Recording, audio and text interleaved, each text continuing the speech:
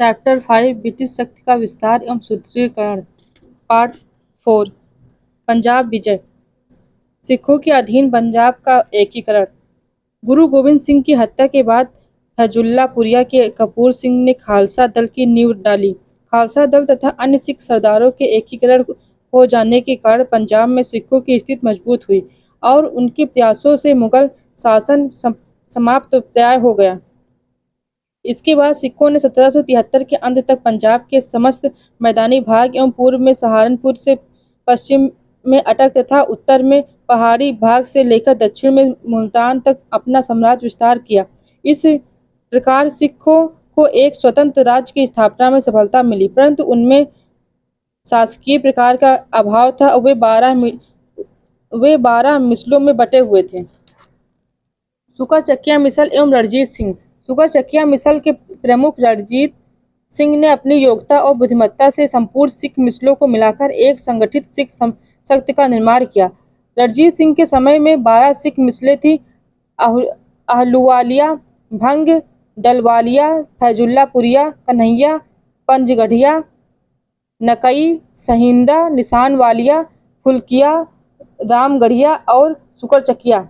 रणजीत सिंह सुकरचकिया मिसल के थे। रणजीत सिंह ने न केवल स्थानीय क्षेत्रों को जीतने की चेष्टा की, अपितु डोगराओं, नेपालियों एवं अफगानों के साथ भी संबंध स्थापित किए। 1799 में अफगानिस्तान के शासक शाह जमान ने रणजीत सिंह को लाहौर के प्रांतीय शासक का पद दिया। 1805 तक रणजीत सिंह ने अमृतसर पर जम्मू पर भी आक्रमण अधिकार कर लिया। इस प्रकार पंजाब की राजनीतिक राजधानी लाहौर और धार्मिक राजधानी अमृतसर दोनों पर रणजीत सिंह का अधिकार हो गया। रणजीत सिंह एवं अंग्रेज। उधर नेपोलियन की बढ़ती शक्ति एवं फ्रांस तथा रूस की मित्रता के कारण अंग्रेज उत्तर पश्चिमी सीमा को असुरक्षित पा रहे थे। अस्तु उन्होंने 25 अप्रैल 1809 को रणजीत सिंह के साथ अमृतसर की संधि कर ली, जिसके प्रमुख उपबंध के तहत सतलुज नदी दोनों राज्यों के बीच की सीमा मान ली गई। 1823 तक रणजीत सिंह और अंग्रेज दोनों अलग अलग क्षेत्रों में राज विस्तार करते रहे। अब तक रणजीत सिंह ने कांगड़ा 1811, अटक 1813, मुल्तान 1818, कश्मीर 1819 और पेशावर 1834 पर अधिकार कर लिया था। रणजीत सिंह सिंध पर भी अधिकार करना चाहते थे, पर अंग्रेजों ने कूटनीति से उसे रोक रखा। रणजीत सिंह को 1814 में अफगानिस्तान के शासक ने कोहिनूर हीरा भेंट किया था। रणजीत सिंह की सैनिक शक्ति किसी भी अन्य समकालीन भारतीय शक्ति से अधिक थी, पर वे अंग्रेजों की क्षमता से परिचित थे, इसलिए उसने कभी भी अंग्रेजों से युद्ध की स्थिति पैदा नहीं की और अंग्रेजों ने भी उनके जीवित रहते पंजाब पर आक्रमण नहीं किया। जून 1838 में रणजीत सिंह को अंग्रेजों के साथ त्रिपक्षीय संधि करने के लिए राजनीतिक बाध्यताओं के चलते मजबूर होना पड़ा। हालांकि उन्होंने अफगान अमीर दोस्त मोहम्मद पर हमले के लिए अंग्रेजों को अपने क्षेत्र से होकर गुजरने की अनुमति नहीं दी। 1839 में रणजीत सिंह की मृत्यु के पश्चात उनके साम्राज्य का पतन शुरू हो गया।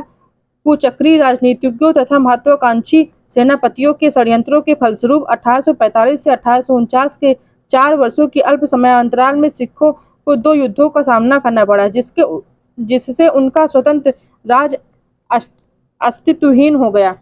रणजीत सिंह के पश्चात पंजाब राज दरबार में गुटबंदी की शुरुआत। रणजीत सिंह का नाममात्र वैध पुत्र एवं उत्तराधिकारी खड़क सिंह अल्पबुद्धि था और उसके छोटे से शासनकाल के दौरान राज दरबार में गुटबंदी तीव्र हो गई। 1839 में खड़क सिंह की अकस्मात मृत्यु और उसके पुत्र राजकुमार नव निहाल सिंह की दुर्घटनावश मृत्यु, जब वह अपने पिता की अंत्येष्टि से लौट रहा था, ने पंजाब में अराजक स्थिति को जन्म दिया। लाहौर के राज सिंहासन को हासिल करने के लिए विभिन्न संगठनों एवं समूहों ने योजनाएं एवं प्रतियोजनाएं बनाई तथा इसने अंग्रेजों को निर्णायक चाल चलने का अवसर प्रदान किया। सेना, जो सिख राज का स्तंभ थी, बेहद कमजोर हो गई थी। रणजीत सिंह के योग्य सेनापतियों मोहकम चंद, दीवान चंद, हरिसिंह लालवा और राम दयाल की पहले ही मृत्यु हो चुकी थी। समय पर वेतन न मिलने के कारण सेना में पहले ही असंतोष बढ़ता जा रहा था। आयोग अधिकारियों की नियुक्तियों ने अनुशासनहीनता को बढ़ावा दिया। लाहौर सरकार अंग्रेजी कंपनी के साथ मित्रता की नीति को जारी रखते हुए भी जारी रखे हुए थी, ने ब्रिटिश सेना को अपने क्षेत्र से गुजरने की अनुमति दी। एक बार जब वह अफगानिस्तान से भाग रही थी और दूसरी बार जब वह अपनी हार का बदला लेने के लिए फिर से अफगानिस्तान की ओर कूच कर रहे थे। इन युद्ध संबंधी अंग्रेजी सेना के कूचों के परिणाम स्वरूप पंजाब में हो हल्ला एवं आर्थिक अस्थिरता उत्पन्न हुई। रानी जिंदाल एवं दलीप सिंह। नौनिहाल सिंह की मृत्यु के पश्चात शेर सिंह, जो रणजीत सिंह का दूसरा बेटा था, को राजगद्दी सौंपी गई, लेकिन 1843 में उसकी हत्या कर दी गई।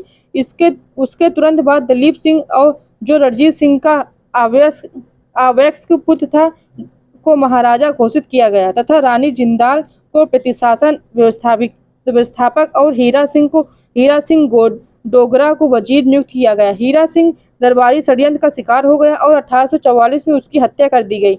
रानी जिंदाल ने भाई जवाहर सिंह को नया वजीर नियुक्त किया गया, लेकिन जल्द ही उसने सेना की नाराजगी मोल ले ली और उसे अपदस्थ कर दिया गया तथा 1845 में उसकी मृत्यु हो गई। लाल सिंह रानी जिंदान का एक प्रेमी सेना को अपने पक्ष में करने में सफल हुआ और उसी वर्ष वजीर बन गया तथा तेजा सिंह को सेना का सेनापति नियुक्त किया गया।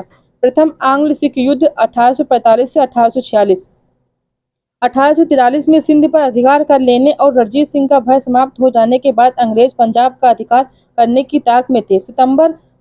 दिसंबर 1845 में पंजाब की सेना ने इसका बहाना भी उन्हें दे दिया। पंजाब की सेना ने अपने अल्पवयस्क राजा दलीप सिंह और उसकी संरक्षिका जिंदान कौर से बालात राजज्ञा लेकर सतलुज, जो कि रणजीत सिंह के समय में सिख व कंपनी राज की सीमा मान ली गई थी, के पार आक्रमण कर दिया। मुकदी 18 दिसंबर 1845, फिरोज शाह 21 से 22 दिसंबर 1845, बुंडेलवाल आलीवार 28 जनवरी 1846, सुब्बा हरान 10 फरवरी 1846 की 4 लड़ाइयों में सिख सेना बुरी तरह पराजित हुई और सिखों को लाहौर की संधि के लिए विवश होना पड़ा। अंग्रेजों ने लाहौर, जम्मू कश्मीर आदि क्षेत्रों पर तो अधिकार कर ही लिया, साथ ही सिखों की सेना में भी भारी कटौती कर दी तथा लाहौर में अंग्रेज रेजिडेंस की नियुक्ति कर दी। लाहौर की संधि। प्रथम आंग्ल सिख युद्ध की समाप्ति मार्च 1846 की लाहौर की संधि से हुई। संधि के प्रावधानों के तहत पंजाब के राजा दलीप सिंह ने सतलज के दक्षिण के प्रदेश सतलुज तथा व्यास नदियों के दोआब के सभी प्रदेश एवं दुर्ग अंग्रेजों को प्रदान किए।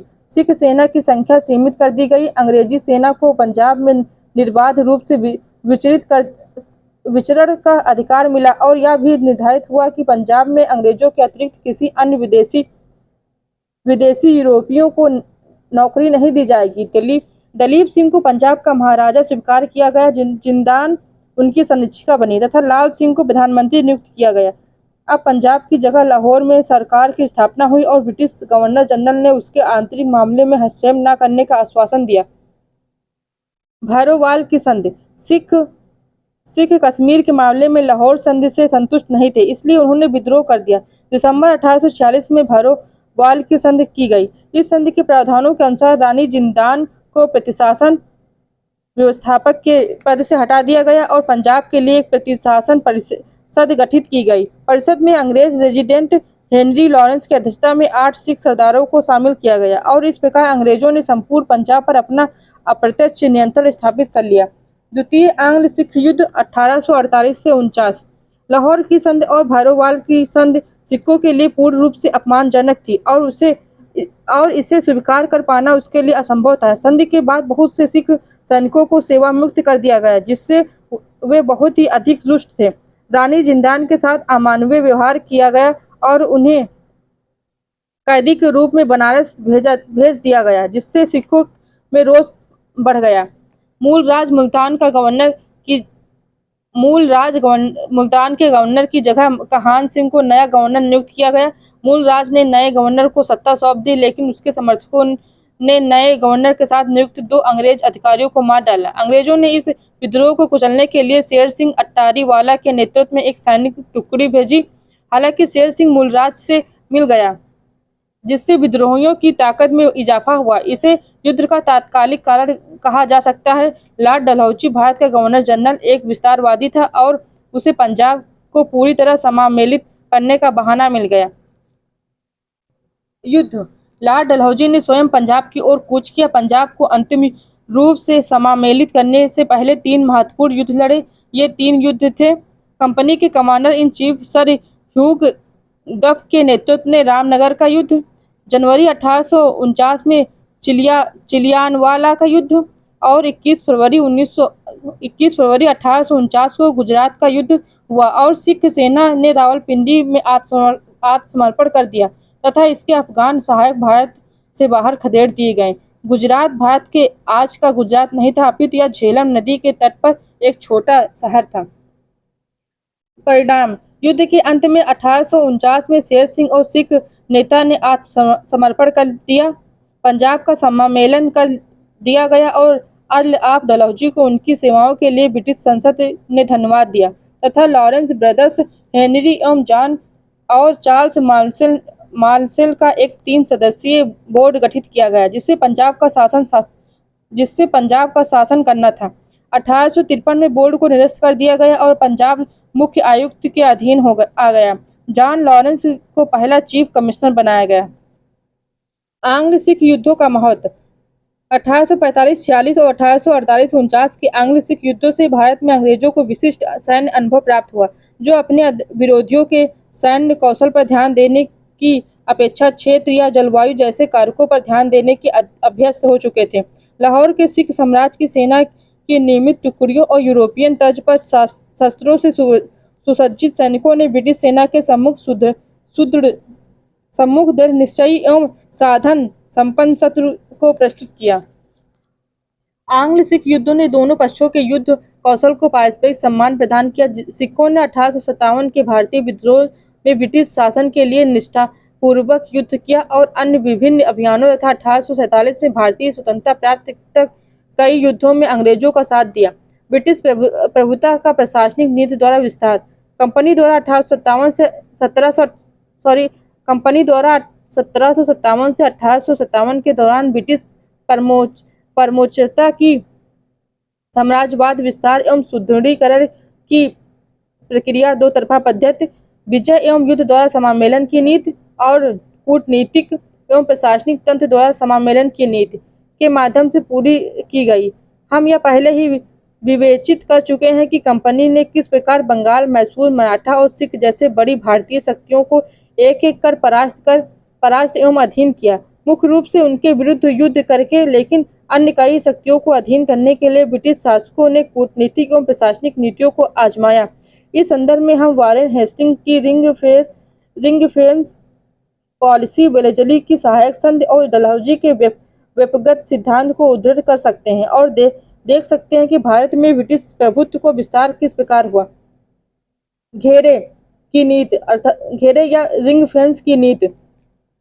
वारेन हेस्टिंग ने गवर्नर जनरल के रूप में उस नाजुक समय में पद संभाला जब ब्रिटिश मराठा, मैसूर और हैदराबाद जैसी शक्तिशाली राज्यों का सामना कर रहे थे।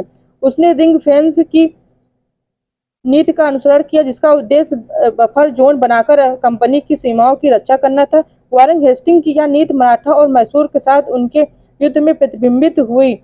इस प्रकार रिंग फेंस के तहत शामिल किए गए राज्यों को उनके स्वयं के खर्चों पर बाहरी आक्रमण के विरुद्ध सैन्य मदद देने का भरोसा दिया गया। वस्तुतः वेलेस्ली की सहायक संधि की नीति रिंग फेंस व्यवस्था का विस्तार थी। सहायक संधि यह एक प्रकार की मैत्री संधि थी जिसका प्रयोग 1798 से 1805 तक भारत के गवर्नर जनरल रहे लॉर्ड वेलेस्ली ने भारत के देशी राज्यों के संबंध में किया था। इस संधि के प्रयोग से भारत में अंग्रेजी सत्ता की श्रेष्ठता स्थापित हो गई तथा नेपोलियन का भय भी टल गया। इस प्रणाली ने भारत में अंग्रेजी साम्राज्य के प्रसार में विशिष्ट भूमिका का निर्वहन किया तथा इसके द्वारा अंग्रेजों को भारत में एक विस्तृत क्षेत्र की प्राप्त हुई। यद्यपि वेलेस्ली इस संधि का जनक नहीं था, तथापि इस प्रणाली का अस्तित्व भले से ही था तथा यह धीरे धीरे विकसित हुई। संभवतः डुप्ले प्रथम यूरोपीय था जिसने पहली बार इस संधि का प्रयोग भारत में किया। कालांतर में वेलेस्ली ने इसे व्यापक रूप से अपनाया। इस संधि की विशेषताएं निम्नानुसार थी: भारतीय राजाओं के विदेशी संबंध कंपनी के अधीन होंगे, वे कोई युद्ध नहीं करेंगे तथा अन्य राज्यों से विचार विमर्श कंपनी करेगी। बड़े राज्यों बड़े राज्य अपने यहाँ अंग्रेजी सेना रखेंगे जिनकी कमान अंग्रेज अधिकारियों के हाथों में होगी। यद्यपि ये राज्य उस सेना का खर्च उठाएंगे। राज्यों को अपनी राजधानी में एक अंग्रेज रेजिडेंट रखना होगा। राज्य कंपनी की अनुमति के बिना किसी यूरोपीय को अपनी सेवा में नहीं रखेंगे। कंपनी शत्रुओं से राज्य की रक्षा करेगी और कंपनी राज्य के आंतरिक मामले में हस्तक्षेप नहीं करेगी। राज्य जिन्होंने सहायक संधि स्वीकार की। सबसे पहले यह संधि 1798 एवं 1800 में हैदराबाद के निजाम से की गई। फिर यह संधि मैसूर 1799 में, तंजौर अक्टूबर 1799, अवध नवंबर 1801, पेशवा दिसंबर 1801 में, भराड़ के भोसले दिसंबर 1803, सिंधिया फरवरी 1804 में, जोधपुर, जयपुर, मनछेरी, बूंदी के राजपूत राज्यों तथा भरतपुर के शासक 1818 के साथ की गई। होलकर अंतिम मराठा परिसंघ था जिसने 1818 में सहायक संधि स्वीकार की। इस संधि द्वारा अंग्रेजों को अत्यधिक लाभ मिला किंतु भारतीय रियासतों को अत्यधिक हानि उठानी पड़ी। उनकी स्वतंत्रता समाप्त हो गई तथा वे अंग्रेजों की दया पर आश्रित हो गए। उन्हें आर्थिक बोझ भी वहन करना पड़ा। जिन राज्यों ने सहायक संधि स्वीकार की उन पर इस व्यवस्था के दूरगामी परिणाम हुए। व्यपगत का सिद्धांत, डॉक्ट्रिन ऑफ लैप्स। इस नीति का प्रयोग 1848 से 1856 तक भारत के गवर्नर जनरल रहे लॉर्ड डलहौजी ने किया। इसे व्यपगत का सिद्धांत या शांतिपूर्ण विलय की नीति के नाम से जाना जाता है। इस सिद्धांत के तहत कुछ महत्वपूर्ण रियासतों का विलय अंग्रेजी साम्राज्य में कर लिया गया। डलहौजी का मानना था कि छोटे राजवाड़ों और कृत्रिम मध्यस्थ शक्तियों द्वारा प्रशासन की पुरानी पद्धति से प्रजा की परेशानियां बढ़ती हैं, इसलिए उसने ऐसी सभी राज्यों को अंग्रेजी साम्राज्य में मिला लिया। वास्तव में डलहौजी की स्पष्ट एवं सीधी स्कॉटिश मनोभावना यह चाहती थी कि मुगल सर्वसत्ता के मुखौटे को सदैव के लिए समाप्त कर दिया जाए और जो भारतीय राजा मुगलों के उत्तराधिकारी होने का दम भरते हैं, सदैव के लिए उनका अंत कर दिया जाए। डलहौजी के अनुसार भारत में 3 प्रकार की रियासतें थीं। वे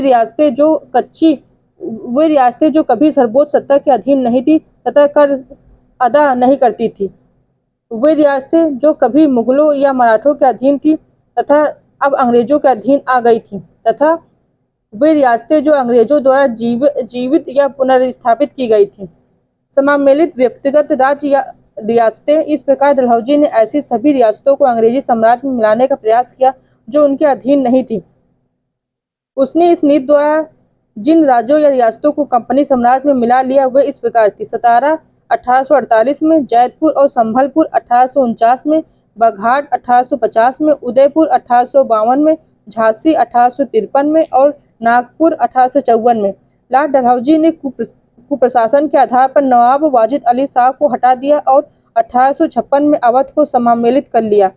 डलहौजी ने अनेक मनमाने सिद्धांतों के आधार पर इस नीति को लागू कर कई रियासतों को कंपनी साम्राज्य के अधीन किया। इस नीति से कई भारतीय रियासतों की स्वतंत्रता छिन गई तथा कई रियासतों का अस्तित्व सदैव के लिए समाप्त हो गया। इस नीति के कारण बची हुई रियासतों के शासन अत्यंत घबरा गए तथा वे मानने लगे कि उनका साम्राज्य छिनना कुछ समय का प्रश्न है। डलहौजी की इस नीति से भारतीय रियासतों में तीव्र असंतोष उत्पन्न हुआ तथा यह 1857 के विद्रोह का एक प्रमुख कारण बना। तंजौर को भी 1855 में व्यपगत के सिद्धांत के तहत ब्रिटिश इंडिया में समामेलित कर लिया गया। इस प्रकार डलहौजी ने गवर्नर जनरल के रूप में अपने 8 वर्षों में कार्यकाल 1858 से 56 के दौरान भारत में ब्रिटिश साम्राज्य के 8 राज्यों का समामेलन किया। ब्रिटिश भारत के सीमावर्ती देशों के साथ संबंध। जिस समय भारत में ब्रिटिश सत्ता कायम थी उस समय भारत की सीमा पर नेपाल, तिब्बत, बर्मा और अफगानिस्तान मुख्य रूप से अपना स्वतंत्र अस्तित्व कायम रखे हुए थे। भारतीय शासकों ने इन देशों के साथ सौहार्दपूर्ण संबंध थे, परंतु अंग्रेजों ने बारी बारी से इनकी स्वतंत्रता समाप्त कर दी और वहां अपना अधिकार स्थापित कर लिया। 1816 में नेपाल, 1855 में बर्मा, 1904 में तिब्बत और 1922 में अफगानिस्तान ने अंग्रेजों के साथ संधि कर ली। नेपाल को अंग्रेजों ने अपना मित्र राज्य बना लिया और 3 युद्धों के बाद रूस के हस्तक्षेप के कारण अफगानिस्तान की स्वतंत्रता भी कायम रखी गई। आंग्ल भूटान संबंध। 1824 में आंग्ल बर्मा युद्ध के परिणाम स्वरूप 1826 में असम के अंग्रेजों के अधिकार क्षेत्र में आ जाने से ब्रिटिश साम्राज्य पर्वतीय राज्य भूटान के नजदीकी संपर्क में आया। असम और बंगाल में समीपवर्ती क्षेत्रों में भूटानी लोगों द्वारा निरंतर छापेमारी और 1863 से 64 में एल्गिन के दूत के साथ बुरा व्यवहार एवं उस पर थोपी गई संधि जिसके अंतर्गत असम की ओर जाने वाले दर्रों को अंग्रेजों द्वारा छोड़ने को बाध्य किया गया, ने अंग्रेजों की ओर इन दर्रों का समामेलन करने को प्रवृत्त किया। 1865 में भूटान को वार्षिक अनुदान के बदले में इन दर्रों को छोड़ने को बाध्य किया गया। शामिल किए गए जिलों में बेहद उत्पादक चाय बागान बनाए गए। आंग्ल नेपाल संबंध। भारत की ओर से नेपाल पर पहला अभियान बंगाल के नवाब मीर कासिम द्वारा 1762 में किया गया था, परंतु उस समय उसकी सेना पराजित होकर लौट आई थी। उसके बाद बेहटा के अंग्रेजी व्यापारिक रेजिडेंट ने नेपाल पर आक्रमण किया, परंतु उसे भी असफलता ही हाथ लगी। 1792 में अंग्रेजों ने नेपाल के साथ एक व्यवहारिक संधि की। 1802 में कंपनी की ओर से कैप्टन नॉक्स तथा कर्नल कीर पैट्रिक के नेतृत्व में एक प्रतिनिधि मंडल को नेपाल भेजा गया। यह प्रतिनिधि मंडल भी अपने लक्ष्य की प्राप्ति में असफल रहा। नेपाल 18वीं शताब्दी में काफी शक्तिशाली था और अपने राज्य के विस्तार में प्रयत्नशील था। उत्तर में चीन की ओर विस्तार असंभव था, इसलिए उसने दक्षिण में ही विस्तार की नीति अपनाई। 1801 में नेपाल ने गोरखपुर पर अधिकार कर लिया, जिससे ब्रिटिश भारत और नेपाल की सीमाएं मिल गईं। हिमालय के तराई भाग में नेपाल और ब्रिटिश भारत की सीमाएं निर्धारित नहीं हो पाई थी, अतः सीमा निर्धारण के लिए दोनों के बीच संघर्ष असंभव भारी हो गया। इसी संघर्ष की स्थिति में अंग्रेज और नेपाल के बीच 1814 में युद्ध की शुरुआत हो गई। आंग्ल नेपाल युद्ध। 1813 में लॉर्ड हेस्टिंग्स गवर्नर जनरल बनकर भारत आया और भारत आने के साथ ही उसे गोरखों के साथ संघर्ष करना पड़ा। 1814 में आंग्ल नेपाल युद्ध शुरू हो गया। हेस्टिंग की 3 ओर से नेपाल को घेरने की योजना बनाई। कर्नल आर्टर लोनी को सतलुज नदी की ओर से, मेजर जनरल मार्ले को पटना की ओर से तथा जॉन वुड को गोरखपुर की ओर से नेपाल की राजधानी की ओर अभियान के लिए भेजा गया। हेस्टिंग ने मेजर जिलेस्पी को मेरठ की ओर से कर्नल आर्टरलोनी की सहायता देने का निर्देश दिया। आरंभ में गोरखा सैनिकों ने अंग्रेजी सेना का वीरतापूर्वक सामना किया, परंतु अप्रैल 1815 में गोरखा सेना की शक्ति कमजोर पड़ने लगी। इस समय कर्नल निकोलस तथा गार्नर ने अल्मोड़ा एवं कुमाऊं पर अधिकार कर लिया। आर्टरलोनी ने मई 1815 में गोरखा सेनापति अमर सिंह थापा से मालोन का किला छीन लिया।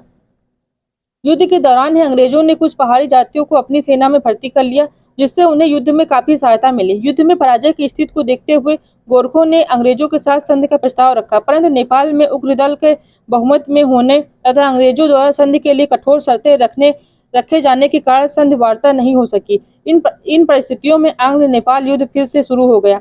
28 फरवरी 1816 तक कर्नल डेविड आर्टरलोनी ने मकबनपुर में गोरखा सेना को बुरी तरह से पराजित कर दिया। मकबनपुर में निर्णायक युद्ध के बाद दोनों पक्षों के बीच संधि वार्ता चली और नेपाल दरबार में मार्च 1816 में सुगौली की संधि का प्रस्ताव मान लिया। 1816 में सुगौली की संधि का प्रस्ताव मान लिया। सुगौली की संधि। मार्च 1816 में संपन्न सुगौली की संधि से आंग्ल नेपाल युद्ध की समाप्त हुई। इस संधि में निम्न शर्तों का प्रावधान किया गया। नेपाल में गढ़वाल और कुमाऊं जिले के साथ साथ हिमालय की तराई का अधिकांश क्षेत्र अंग्रेजों को प्रदान करना स्वीकार किया। अंग्रेज राज और नेपाल राज्य की सीमा निश्चित की गई। नेपाल ने सिक्किम से अपने सभी अधिकार वापस ले लिए। नेपाल की राजधानी काठमांडू में एक ब्रिटिश रेजिडेंट को रखे जाने की अनुमति मिली। सुगौली की संधि से अंग्रेजों को बहुत अधिक लाभ हुआ। नेपाल अंग्रेजों का मित्र राज्य बन गया। इसके बाद से अंग्रेजों को भारी संख्या में गोरखा सैनिक प्राप्त होते रहे। इस संधि के बाद शिमला, मसूरी और नैनीताल भी अंग्रेजों को प्राप्त हुआ। अब अंग्रेजों को मध्य एशिया में अभियान के लिए सुगम मार्ग भी उपलब्ध हो गया। आंग्ल बर्मा संबंध। 19वीं सदी के आरंभ में बर्मा एक स्वतंत्र देश था और अंग्रेजों के लिए खतरा साबित हो सकता था, इसलिए कंपनी बर्मा के प्रति कुछ अधिक ही सतर्क थी। सतर्क होना आवश्यक भी था, क्योंकि 1817 से 1818 में बर्मा के सैनिक अभियान के कारण असम में खतरा उत्पन्न हो गया था। उस समय सियाम के लोगों द्वारा हस्तक्षेप करने और बर्मी सेना को पराजित कर दिए जाने के कारण यह खतरा तत्काल टल गया, परंतु 1823 में बर्मियों ने कंपनी के द्वीप शाहपुरी पर आक्रमण कर असम की सीमा पर उत्पात मचाना शुरू कर दिया। इन परिस्थितियों में आंग्ल बर्मा युद्ध का सूत्रपात हुआ। प्रथम आंग्ल बर्मा युद्ध 1823 से 24 के बीच लड़ा गया। द्वितीय बर्मा युद्ध 1852 में लड़ा गया तथा तीसरा और अंतिम बर्मा युद्ध 1885 में लड़ा गया। तीसरे बर्मा युद्ध में अंग्रेजों ने निर्णायक विजय प्राप्त की और बर्मा की ब्रिटिश साम्राज्य का हिस्सा बना लिया गया। प्रथम आंग्ल बर्मा युद्ध सन 1822 में बर्मा के सेनापति महाबुंदेला ने असम पर अधिकार जमा लिया। फिर उसने मणिपुर भी जीत लिया। जब उसने कछार राज्यों को भी जीतना चाहा तो लॉर्ड एमस्टन ने उसका विरोध किया। इस प्रकार बर्मा सरकार तथा अंग्रेजों के बीच प्रथम अनबन हुई। आवा सरकार द्वारा शाहपुरी द्वीप पर अधिकार करने से अंग्रेज रुष्ट हो गए। अंग्रेजी सेना ने शाहपुरी द्वीप पर कब्जा कर लिया और बर्मा के विरोध करने पर 24 फरवरी 1824 को उसके विरुद्ध युद्ध की घोषणा कर दी। आक्रमण के लिए अंग्रेजों ने दो तरफ से सेनाएं भेजी। पहली सेना उत्तर पूर्व के स्थल मार्ग से तथा दूसरी सेना मेजर जनरल एवं आर्चीबाल्ड कैंपबेल के नेतृत्व में समुद्री मार्ग से। बर्मी सेनापति महाबुद्देला ने चटगांव के निकट रामू नामक स्थान पर अंग्रेजों की एक सेना को परास्त कर दिया। किंतु दूसरी ओर 11 मई 1824 को अंग्रेजों ने रंगून जीत लिया। 1825 में अंग्रेजों ने असम भी जीत लिया। इसी समय सेनापति महाबुंदेला अंग्रेजी सेना के साथ युद्ध में मारा गया। कैंपबेल ने 3 सप्ताह पश्चात नीचे से प्रोम पर अधिकार कर लिया तथा अंग्रेज बर्मा की राजधानी यानडूब से 60 मील दूर रह गए। तब बर्मियों ने संधि का प्रस्ताव दिया। यानडूब की संधि 24 फरवरी 1826। इस संधि की प्रमुख शर्तें निम्नलिखित थी। टेनासिरिम और अराकान के प्रांत बर्मा सरकार ने अंग्रेजों को दे दिए। मणिपुर को स्वतंत्र मान लिया गया। उसने असम और कछार राज्यों से अपने अधिकार को छोड़ दिया। बर्मा सरकार ने 1 करोड़ रुपए क्षतिपूर्ति के लिए दिए। आवा सरकार ने अंग्रेज रेजिडेंट रखना स्वीकार किया। इस युद्ध से अंग्रेजों को बहुत लाभ हुआ तथा उन्हें उत्तर पूर्व में पर्याप्त भूमि प्राप्त हो गई। याडूब की संधि से अंग्रेजों की प्रतिष्ठा में वृद्धि हुई और ब्रिटिश सरकार लॉर्ड एमहर्स्ट के इस कार्य से प्रसन्न हुई तथा एमहर्स्ट को अर्ल ऑफ अराकान की उपाधि दी गई। द्वितीय आंग्ल बर्मा युद्ध यानडूब की संधि से प्रथम बर्मा युद्ध की समाप्ति हुई थी, किंतु बर्मा के नए शासक ने इस संधि की शर्तों को अपमानजनक मानते हुए उनके पालन से इनकार कर दिया। इसी बीच जनवरी 1848 में लॉर्ड डलहौजी गवर्नर जनरल बनकर भारत आया। डलहौजी ने सभी यूरोपीय देशों को बर्मा से अलग रखने की नीति अपनाई। किसी भी प्रकार से बर्मा पर अंग्रेजी आधिपत्य स्थापित करने का दृढ़ निश्चय किया। फिर बर्मा के अंग्रेजी व्यापारियों ने भी शिकायतें शुरू कर दी थी। इस आधार पर डलहौजी ने यह आरोप लगाया कि बर्मा द्वारा यानडूब की संधि का उल्लंघन किया जा रहा है और उसने बर्मा के शासक के पास अंग्रेजी व्यापारियों की क्षतिपूर्ति के लिए आवेदन पत्र भेजा। बर्मा के नए शासक धारावादी ने डलहौजी के प्रस्ताव को तो अस्वीकृत कर ही दिया। राजधानी में स्थापित ब्रिटिश रेजिडेंट को भी बर्मा छोड़ने के लिए कहा जाने लगा। इससे डलहौजी क्रुद्ध हो गया तथा उसने अपनी सभी मांगों को मनवाने के लिए नौसेना के प्रमुख अधिकारी लैम्बर्ट को 3 विशाल युद्धपोतों के साथ रंगून भेजा। शांति वार्ता के लिए जंगी बेड़ों को भेजना डलहौजी की आक्रामक नीतियों का ही परिचायक था। स्थिति को गंभीर देखते हुए बर्मा के शासक ने अंग्रेजी व्यापारियों की शिकायतों को दूर करने का आश्वासन दिया तथा अपने आश्वासन को विश्वसनीय बनाने के लिए उसने रंगून के गवर्नर को भी पदच्युत कर दिया। परंतु लैम्बर्ट ने बाद में रंगून के नए गवर्नर के अंग्रेजी प्रतिनिधियों से न मिलने को अपमानजनक बताया और उसने बर्मा के एक शाही जहाज रॉयल येलोशिप को लेकर भागने की कोशिश की। इस घटना से बर्मी क्रुद्ध हो उठे और उन्होंने अपहरण कर लिए गए जहाज पर गोलीबारी शुरू कर दी। इसी समय 1852 में द्वितीय आंग्ल बर्मा युद्ध शुरू हो गया। डलहौजी ने बर्मा के शासन के पास लैम्बर्ट के जहाज पर की गई गोलीबारी के लिए क्षमा याचना का प्रस्ताव भेजा। उसने क्षतिपूर्ति के लिए 12,000 पाउंड देने का वैकल्पिक सुझाव भी दिया। बर्मा के शासक ने कोई प्रत्युत्तर नहीं दिया तो डलहौजी ने जनरल गाडविन को 5,800 सैनिकों तथा अनेक युद्धपोतों के साथ बर्मा अभियान पर भेजा। 14 अप्रैल 1852 तक गाडविन ने मर्ताबन तथा रंगून पर अधिकार कर लिया। मई 1852 तक अंग्रेजी सेना ने बसीन के साथ साथ बर्मा के संपूर्ण सागर तट पर अधिकार कर लिया। सितंबर 1852 में डलहौजी स्वयं बर्मा पहुंच गया और नवंबर तक उसने प्रोम और पेगू को अपने कब्जे में कर लिया। दिसंबर 1852 की एक घोषणा के अनुसार प्रोम और पेगू को अंग्रेजी साम्राज्य का हिस्सा बना लिया गया तथा डलहौजी ने उससे आगे नहीं बढ़ने का निर्णय लिया। इसी कारण दोनों पक्षों के बीच किसी संधि के बिना ही युद्ध समाप्त हो गया। इस युद्ध का मुख्य कारण डलहौजी की साम्राज्यवादी नीति तथा पूर्व में अंग्रेजों के सम्मान की सुरक्षा की मुख्य भावना थी। तृतीय आंग्ल बर्मा युद्ध। बर्मा के राजा मिंडोन की मृत्यु के बाद उसका पुत्र थिबाब शासक बना। वह प्रारंभ से ही अंग्रेजों को मित्र नहीं मानता था, अतः 1876 में ही दोनों राज्यों के संबंध खराब हो गए। 1878 में अंग्रेजी रेजिडेंट को बर्मा से वापस बुला लिया गया। 1885 में फ्रांस ने उत्तरी बर्मा से एक व्यापारिक संधि कर ली और अपना प्रभाव बढ़ाना शुरू कर दिया। मांडले में एक फ्रांसीसी एजेंट ने भी दौरा किया, अतः लॉर्ड डफरिन सतर्क हो गया। इस स्थिति को देखते हुए लॉर्ड डफरिन ने बर्मा के शासक के पास मांडले में एक ब्रिटिश रेजिडेंट रखने की मांग की। इसके साथ ही कई अन्य मांगे भी डफरिन ने बर्मा के शासक के पास भेजी, परंतु बर्मा के शासक थिबाव ने डफरिन की सभी मांगों को अस्वीकृत कर दिया। इन परिस्थितियों में अंग्रेजी सेना ने 1885 में ऊपरी बर्मा पर आक्रमण कर दिया।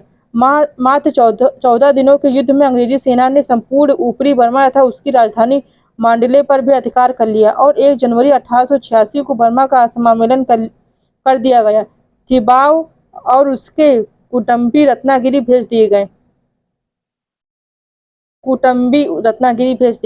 तृतीय आंग्ल बर्मा युद्ध ने स्वतंत्र बर्मा के भाग्य का अंत कर दिया। इस युद्ध के परिणाम अंग्रेजों के लिए अत्यंत लाभकारी सिद्ध हुए। अब संपूर्ण बर्मा पर अंग्रेजों का आधिपत्य स्थापित हो गया तथा अंग्रेजी साम्राज्य की सीमाएं चीन तक विस्तृत हो गईं। बर्मा के लिए अंग्रेजों ने एक उपराज्यपाल नियुक्त किया तथा रंगून को संपूर्ण बर्मा की राजधानी बनाया गया। आंग्ल तिब्बत संबंध। भारत में ब्रिटिश शासन के समय अंग्रेजों के साथ तिब्बत के संबंधों की शुरुआत गवर्नर जनरल वारेन हेस्टिंग के समय हुई। हेस्टिंग के शासनकाल में 1774 से 75 में जॉर्ज बोलगले के नेतृत्व में कंपनी का एक व्यापारिक शिष्टमंडल लहासा भेजा गया, परंतु उस समय कोई सकारात्मक परिणाम सामने नहीं आया। 1783 में हेस्टिंग ने सैमुअल टर्नर को लहासा भेजा। उसके बाद कंपनी के प्रतिनिधि के रूप में मैट्रिंग लहासा गया और तिब्बत के दलाई लामा से भी मिला। 1885 से 86 में चीन की सरकार ने एक ब्रिटिश व्यापार मंडल को तिब्बत आने की आज्ञा दे दी। यहीं से तिब्बत में अंग्रेजों की घुसपैठ की शुरुआत हो गई। लॉर्ड कर्जन के समय तिब्बत के साथ संबंध। 19वीं सदी तक तिब्बत चीन के प्रभाव क्षेत्र में था, लेकिन बाद में उसने अपनी स्वतंत्र सत्ता के लिए प्रयास शुरू कर दिए। दलाई लामा ने स्वयं को शक्तिशाली शासक के रूप में स्थापित कर लिया। तिब्बत में चीनी प्रभाव को समाप्त करने के लिए दलाई लामा ने रूसी प्रभाव को विस्तार प्राप्त करने के लिए 1898 में दलाई लामा ने रूस की बौद्ध जनता से धार्मिक कार्यों के लिए अनुदान देने का आह्वान किया। भारत की ब्रिटिश सरकार के लिए तिब्बत में रूस का बढ़ता प्रभाव खतरे का संकेत था। भारत का वायसराय लॉर्ड कर्जन तिब्बत में रूसी प्रभाव के प्रस्ताव से सहन करने की स्थिति में नहीं था। लॉर्ड कर्जन ने ब्रिटिश सरकार पर इस बात के लिए दबाव डालना शुरू किया कि उसे तिब्बत में सैनिक अभियान के लिए अनुमति प्रदान की जाए, परंतु ब्रिटिश सरकार ने उसकी सिफारिशों की अस्वीकृत कर दिया। यूरोप में जर्मनी की बढ़ती शक्ति से इंग्लैंड घबराया हुआ था और रूस के साथ मैत्रीपूर्ण संबंध स्थापित करना चाहता था, इसीलिए कर्जन को तिब्बत अभियान की अनुमति नहीं दी गई। ब्रिटिश सरकार की मजबूरियों को जानने के बाद कर्जन ने सरकार के समक्ष यह प्रस्ताव रखा कि तिब्बत में रूसी प्रभाव को कम करने के लिए खाम्बा जोंग में चीनी प्रतिनिधियों के साथ वार्ता की जाए। इस वार्ता के माध्यम से लॉर्ड कर्जन तिब्बत में अपनी स्थिति मजबूत करना चाहता था। अंततः ब्रिटिश सरकार ने बेमन से कर्जन को वार्ता की स्वीकृति प्रदान कर दी। यंग हस्बैंड अभियान। ब्रिटिश सरकार से अनुमति मिल जाने के बाद लॉर्ड कर्जन ने कर्नल यंग हस्बैंड के नेतृत्व में एक मिशन खाम्बा जोंग भेज दिया। चीनी प्रतिनिधि भी वार्ता के लिए निर्धारित स्थल पर यथासंभव पहुंच गए, परंतु तिब्बती प्रतिनिधियों ने तब तक वार्ता करने से इनकार किया जब तक कि अंग्रेजी मिशन तिब्बती सीमा से बाहर नहीं चला जाता है। यंग हस्बैंड ने तिब्बती प्रतिनिधियों की शर्त को स्वीकार कर लिया, किंतु किसी बीच तिब्बती सेना खाम्बा जोंग के निकटवर्ती प्रदेशों में एकत्रित होने लगी। ब्रिटिश भारत की अंग्रेजी सरकार के लिए यह स्थिति असहनीय थी। लॉर्ड कर्जन ने इस अपमानजनक स्थिति से उभरने के लिए ब्रिटिश सरकार से ग्यारसे तक अंग्रेजी सेना के प्रवेश की अनुमति मांगी और अनुमति मिलने के बाद मार्च 1904 में अंग्रेजी सेना की एक टुकड़ी ग्यारसे की ओर बढ़ी। तिब्बती सेना ने गुरु नामक स्थल पर अंग्रेजी सेना को रोकने का प्रयास किया, किंतु अंग्रेजी सेना ने तिब्बती सेना को बुरी तरह पराजित किया। अप्रैल 1904 में अंग्रेजी सेना के ग्यारसे पर अधिकार कर किया। इस पराजय के बावजूद दलाई लामा अंग्रेजों के साथ संधि के लिए तैयार नहीं हुए। अब ब्रिटिश सरकार की अनुमति से अंग्रेजी सेना ने तिब्बत की राजधानी लहासा की ओर अभियान किया। अगस्त 1904 में अंग्रेजी सेना ने लहासा पर अपना नियंत्रण स्थापित कर लिया।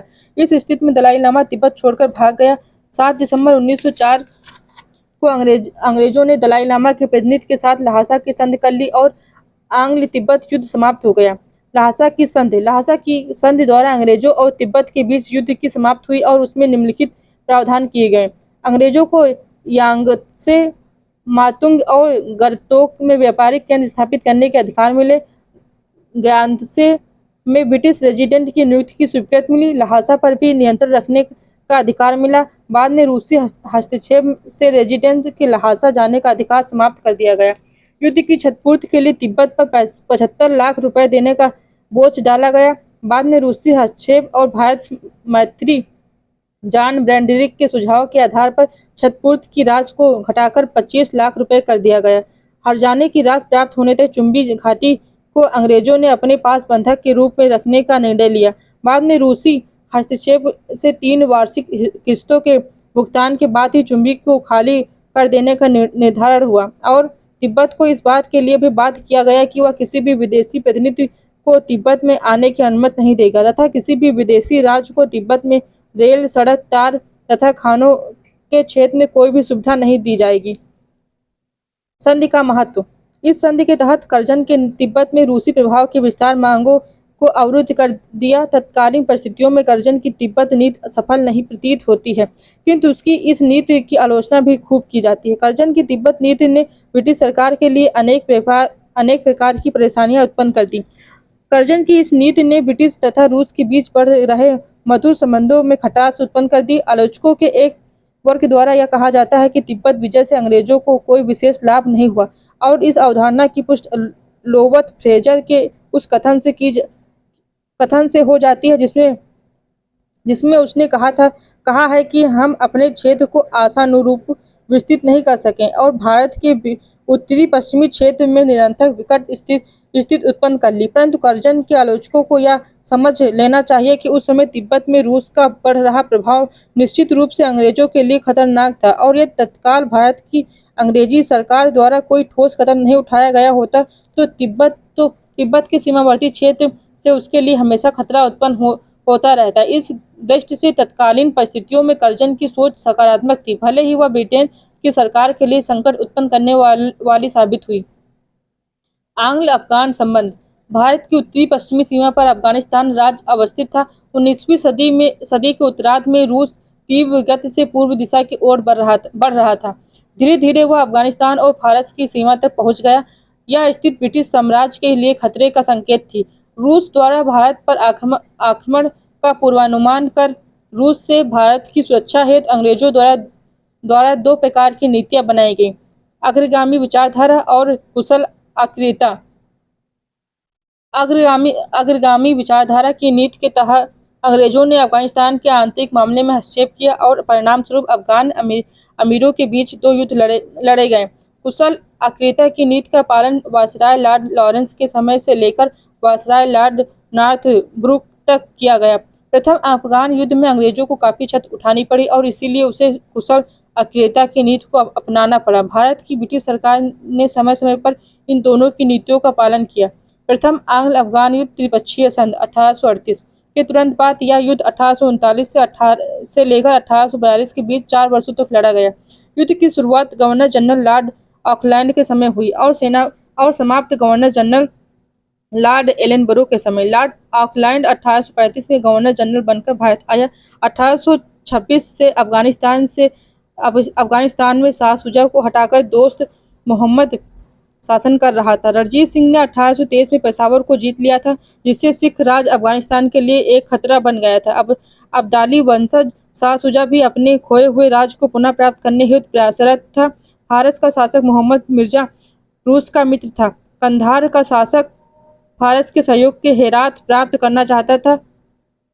दोस्त दोस्त मोहम्मद की स्थिति डावाडोल थी। इसी समय फारस ने 1837 में हेरात पर आक्रमण कर दिया। यदि अंग्रेज उसे रणजीत सिंह से पेशावर दिला दे और रूस के विरुद्ध अफगानिस्तान का संरक्षण उसे प्राप्त करवा दे तो वह उससे मित्रता करने का इच्छुक था। लॉर्ड ऑकलैंड ने कोई स्पष्ट उत्तर नहीं दिया, अतः निराश होकर दोस्त मोहम्मद ने रूस से संधि कर ली।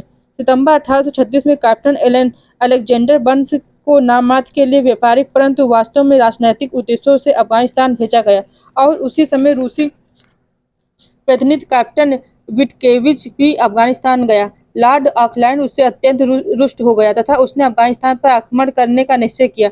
ऑकलैंड ने शाह शुजा को अफगानिस्तान की गद्दी दिलाने के लिए रणजीत सिंह से मिलकर जून 1838 में त्रिपक्षीय संधि की। नवंबर 1838 में ऑकलैंड ने फिरोजपुर से सेना जमा की। 1839 में अंग्रेजी सेना ने सिंध के मार्ग पर अफगानिस्तान पर आक्रमण किया। इस सेना को सिंध की सेना कहा गया। पहले सर हेनरी फेन तथा बाद में सर जॉन कीन को इसका सेनापति नियुक्त किया गया। सिंध के अमीरों को विवश होकर अंग्रेजों की शर्तें स्वीकार करनी पड़ी। अंग्रेजों ने भगकर जीत लिया। तत्पश्चात सिंध के मार्ग से क्वेटा पहुंचे। अप्रैल में शाह शुजा कंधार पहुंचा। 1839 में अंग्रेजों ने गजनी को जीता। फिर 7 अगस्त 1839 को अंग्रेजी सेना काबुल पहुंच गई। दोस्त मोहम्मद ने आत्मसमर्पण कर दिया और उसे बंदी बनाकर कलकत्ता भेज दिया गया। शाह शुजा को सिंहासन मिल गया। 10,000 सैनिक काबुल में शाह शुजा की रक्षा के लिए छोड़ दिए गए। अंग्रेज भारत वापस आ गए। ऑकलैंड की अफगान नीति सर्वथा दोषपूर्ण थी, क्योंकि उससे अंग्रेजों को सभी दृष्टियों से घाटे का सामना करना पड़ा। गवर्नर जनरल बनने के बाद अफगानिस्तान के अमीर दोस्त मोहम्मद ने जब उसके पास मित्रता का अनुरोध पत्र भेजा और रणजीत सिंह से पेशावर वापस दिलाने का अनुरोध किया, तब ऑकलैंड ने यह कहा कि स्वतंत्र राज्यों के आंतरिक मामलों में हस्तक्षेप करना अंग्रेजों की नीति नहीं है। परंतु बाद में उसने अपने वक्तव्य को ही धरा बताते हुए अफगानिस्तान के आंतरिक मामलों में हस्तक्षेप की नीति अपनाई। द्वितीय आंग्ल अफगान युद्ध 1878 से 80। द्वितीय अफगान युद्ध प्रारंभ करने का पूर्ण उत्तरदायित्व अंग्रेजों पर था। 1862 से 1872 तक भारत सरकार ने अफगानिस्तान के प्रति तटस्थता की नीति का पालन किया। इससे अफगानिस्तान अंग्रेजों से नाराज हो गया, किंतु लॉर्ड लिटिल ने आते ही अग्रगामी नीति अपनाई तथा अमीर शेर अली को शर्तें मानने के लिए राजी कर लिया। परंतु परिस्थितियां विपरीत होने के कारण शेर अली के कुछ विलंब किया। इसी समय लॉर्ड लिटन ने नेविस चैम्बरलिन को राजदूत बनाकर अफगानिस्तान भेजा, लेकिन उसे खैबर दर्रे से प्रविष्ट होने की अनुमति न मिलने पर लॉर्ड लिटन ने 21 नवंबर 1878 को युद्ध की घोषणा कर दी। युद्ध की घोषणा होते ही अंग्रेजी सेना ने 3 ओर से अफगानिस्तान पर आक्रमण किया। पहली सेना पर सैमुअल ब्राउन के नेतृत्व में खैबर दर्रे से, दूसरी मेजर रॉबर्ट्स के नेतृत्व में खुर्रम की घाटी से तथा तीसरी जनरल स्टुअर्ट के नेतृत्व में बोलन दर्रे से भेजी गई। शेर अली रूसी तुर्किस्तान की ओर पलायन कर गया। कंधार पर अंग्रेजों के अधिकार कर लिया। शेर अली के पुत्र याकूब खान ने अंग्रेजों से गंडमक की संधि कर ली। इस संधि के पश्चात कुछ समय तक शांत बनी रही। कावा नगरी ने काबुल में राजपूत का पद संभाल लिया, लेकिन 1879 में काबुल में विद्रोह हो गया। अंग्रेजों ने विद्रोह दबा दिया तथा दोस्त मोहम्मद के नाती एवं अफजल खां के पुत्र अब्दुल रहमान से संधि करके उसे अफगानिस्तान का शासक मान लिया। गंडमक की संधि 1879 में अंग्रेजों एवं याकूब खां के बीच गंडमक की संधि हुई। याकूब खां ने गंडमक में एक ब्रिटिश रेजिडेंट रखना तथा हेरात एवं अन्य सीमावर्ती नगरों में अंग्रेजी प्रतिनिधि रखना स्वीकार कर लिया। उसने अंग्रेजों से परामर्श के बिना किसी विदेशी शक्ति से संपर्क स्थापित नहीं करना स्वीकार किया। याकूब ने खुर्रम दर्रे पर अंग्रेजों का आधिपत्य स्वीकार किया और बोलन दर्रे से निकट पिसीन तथा सिबी नामक 2 जिले अंग्रेजों को प्रदान किए। गडमक की संधि के तहत अंग्रेजों ने अफगानिस्तान के अमीर को 6 लाख रुपए वार्षिक देने तथा अफगानिस्तान की सुरक्षा का वचन दिया।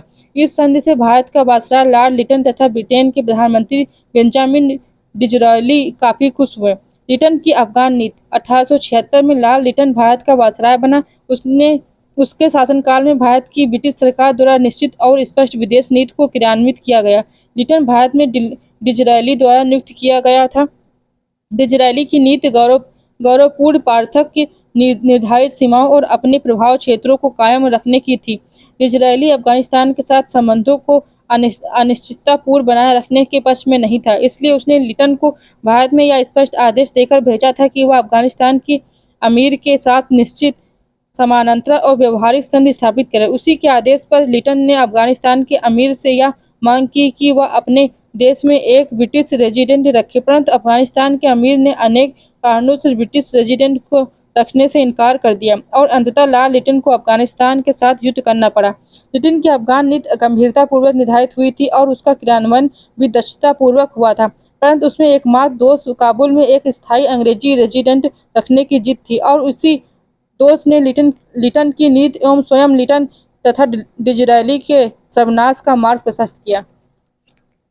तृतीय आंग्ल अफगान युद्ध मई अगस्त 1919 में 1884 में जब रूस ने अफगानिस्तान की सीमा पर अपना अधिकार स्थापित कर लिया, तब ब्रिटिश सरकार चिंतित हो गई। ब्रिटिश सरकार अब इस बात के लिए प्रयत्नशील हो गई कि रूस और अफगानिस्तान की सीमा का निर्धारण हो जाए, किंतु रूस एवं अफगानिस्तान के बीच निश्चित सीमा के निर्धारण के क्रम में दोनों पक्षों के बीच पंचदेह मामले को लेकर युद्ध का माहौल उत्पन्न हो गया।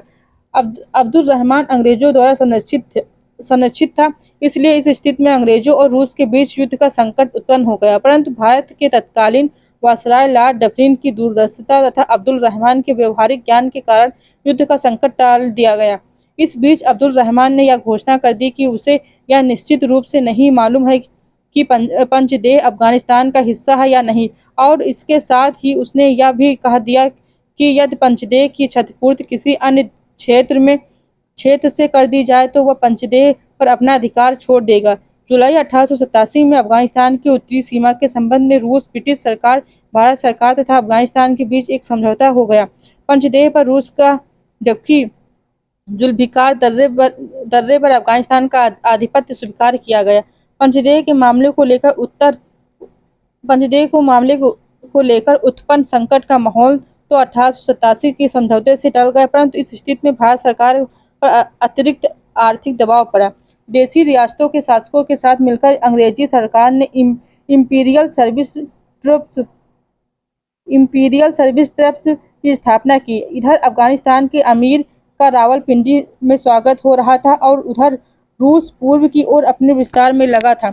1895 में रूस ने पामीर पर अधिकार कर लिया और इसी वर्ष एंग्लो रशियन कन्वेंशन के अनुसार ऑक्सन नदी के रूस की दक्षिणी सीमा मान लिया गया तथा हेरात में रूस के प्रसार को रोक दिया गया। 1905 में रूस जापान के साथ युद्ध में उलझ गया और 1907 में ब्रिटेन तथा रूस के बीच समझौता होने के बाद से दोनों पक्षों के बीच मित्रतापूर्ण संबंध स्थापित हो गए।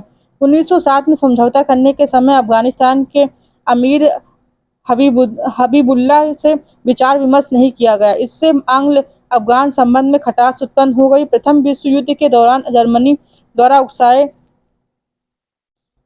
द्वारा उकसाने पर अफगानिस्तान के अमीर ने 6 मई 1919 को भारत के तटवर्ती क्षेत्रों पर आक्रमण कर दिया, परंतु वह 8 अगस्त 1919 को युद्ध में परास्त हो गया। 1921 में दोनों पक्षों के बीच एक संधि स्थापित हो गई। 1922 में इंग्लैंड और अफगानिस्तान के बीच दूतावास संबंध स्थापित किए गए।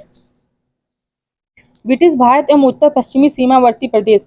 पश्चातवर्ती भारतीय शासकों ने वैज्ञानिक सीमावर्ती क्षेत्र अर्थात सरहद की खोज में सिंध एवं अफगानिस्तान के बीच अवस्थित इस क्षेत्र तक पहुंचने के प्रयास किए। सिंध विजय 1843 और पंजाब के समामेलन 1849 ने ब्रिटिश सीमाओं को सिंध के पार तक विस्तारित कर दिया, जिससे वे बलूच और पठान जनजातियों के संपर्क में आए, जो अधिकतर स्वतंत्र थे, परंतु अफगानिस्तान के अमीर उन पर नाम मात्र का आधिपत्य होने का दावा करते थे। 1891-92 के दौरान ब्रिटिश क्षेत्र गिलगित घाटी में हुंजा नामक, जिन्होंने जिन्होंने चित्रल के साथ प्रभावशाली संचार कायम किया, ने अब्दुल रहमान अफगानिस्तान के अमीर को भयभीत एवं सतर्क किया। अंततः अफगान एवं ब्रिटिश क्षेत्रों के बीच डूरंड रेखा के नाम से एक सीमा खींचकर एक समझौता हुआ।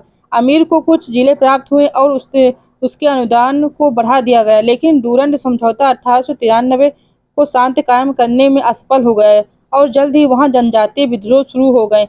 उन्हें रोकने के लिए चित्रल में एक स्थायी ब्रिटिश सैन्य दुर्ग स्थापित किया गया और मलाकंड दर्रे की निगरानी एवं रक्षा के लिए सेना तैनात की गई, लेकिन जनजातीय विद्रोह 1898 तक